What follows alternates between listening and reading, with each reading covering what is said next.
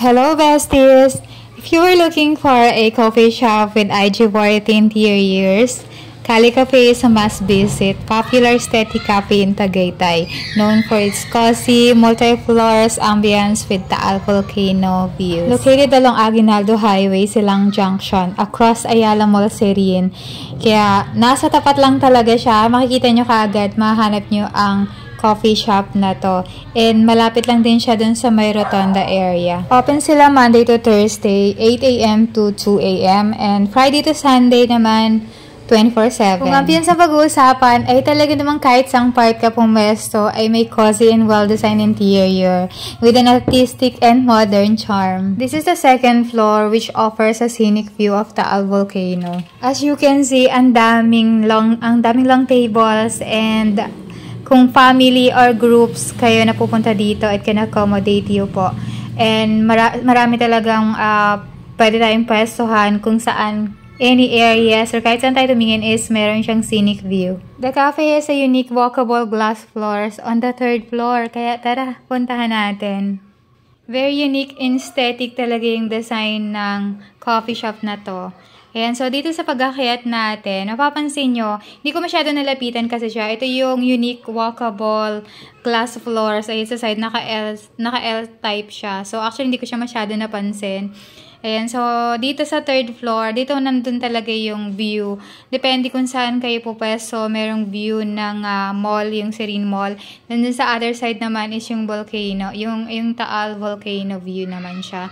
And yun nga, I was surprised, meron pa palang fourth floor, so let's go.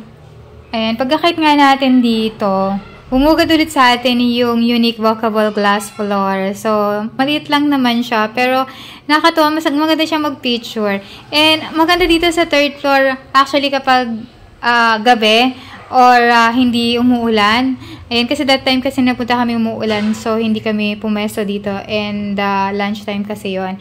And, yun, diba, 360 degrees yung kanyang view. So, ang ganda niya. So, nag-picture kami from dun sa third floor, pinicturean kami ng kasama namin. Nasa taas kami ng dito sa may walkable glass floors.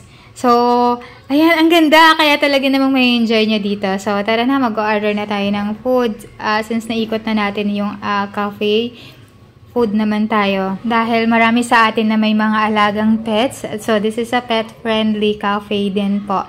And yung parking space nila dun sa baba is marami rin siyang kayang i-accommodate. Ito kami sa second floor pumesto. And ito yung CR niya. Actually, hindi ko siya na-try.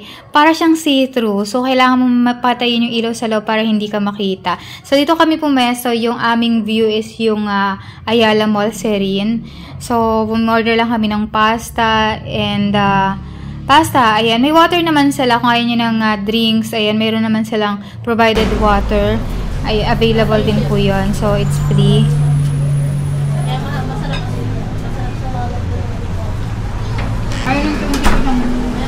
Kainin na lang doon. Ginawa ko. Nilagyan ko ng yung bisi ko, yung oil. Kasi one time kasi nilalagyan ko yung alaga ko ng bisi ko sa balat. Hinog dito ng hinog. Pag baka gusto nila, matangay ko sa dog food. Pinatakan ko lang ng isa. Ang tamang magkalasa lang, may kakaibang kinain nila. Tapos yun yung pinapakain ko, talagang ko na minsan, wet food. Nahalaw ko na.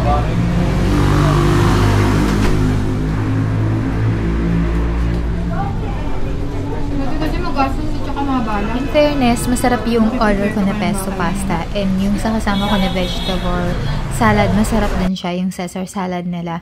And umuulan na nga. Kaya nag-transfer kami ng table dito sa bandang gitna. Kasi yung side namin is meron siyang malaking open window.